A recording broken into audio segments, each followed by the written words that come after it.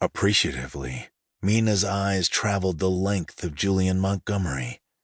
Framed by the inky blackness of the sky, he stood in front of the ceiling-to-floor windows of her condo overlooking Crescent Moon Bay. She had no doubt he'd broken hearts in the past, and she didn't want to add herself to that list. But a girl could enjoy the view, especially after what she'd gone through. The bay is beautiful at this time of night. Julian lifted his arm and pressed a palm against the glass, leaning forward. You probably have the best view of the bay. I bet on a clear day you can see clear across to St. Felipe. Indeed, Mena could, which was one of the reasons she'd selected this condo. Located at the edge of the sprawling property, it boasted an angular view of both the bay and the Caribbean. That's my boat over there, Julian continued, pointing down toward the boats docked between slips at the marina.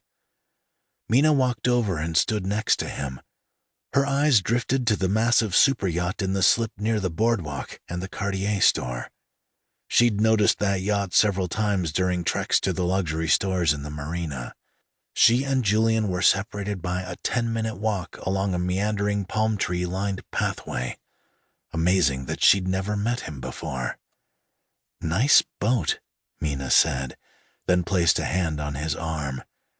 The doctor's orders were clear. You're supposed to stay off that leg for the next 24 hours. Did you take the pain medicine? Julian grimaced, then shook his head as he limped over to her ivory-curved sofa, centered in the middle of her living room, and sat.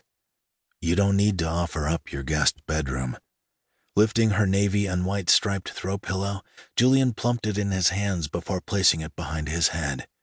And you didn't need to risk your life to save mine, but you did, Mena said, reflecting on Julian's astonishing bravery. Despite suffering a gunshot wound, he'd managed to save both her and Ella's baby boy. The doctor seemed concerned about you being alone, so I figured it was the least I could do to pay you back for everything you did to help me. You don't owe me anything, Julian said, looking over his shoulder at her. Actually, in a strange way, I owe you. For what?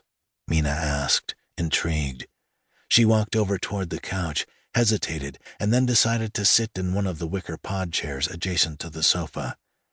For being kidnapped at gunpoint by Ella? Excuse me? That didn't come out right, said Julian, dragging a hand down his face. What I meant was, if Ella hadn't kidnapped you tonight, I might never have found her. Mena said, I don't understand. I've been looking for Ella for the past month, said Julian. Why? Mena asked, picking at a string on the cushion of her chair. She's important to someone very important to me, so I had to do whatever it took to find her, Julian responded. She didn't seem to know you, Mena said. More like she didn't remember me. It's been a while since we've seen each other, Julian said, shifting on the couch. He grabbed the other navy and white striped pillow and propped it underneath his arm. Was Ella in some kind of trouble? Mena asked, wondering why she was pressing him for answers. Maybe it was better that she didn't know the details, but a part of her couldn't resist trying to understand why a pregnant woman would take her hostage and then abandon her baby after he was born. Dawn seemed to think so, Julian yawned. I'm not so sure. Dawn. A woman very important to Julian. Mena swallowed past the lump in her throat. She stood and took a step toward Julian, reaching a hand to help him up from the couch. It's getting late, and my guest bedroom is a lot more comfortable than my sofa. How are you doing, really?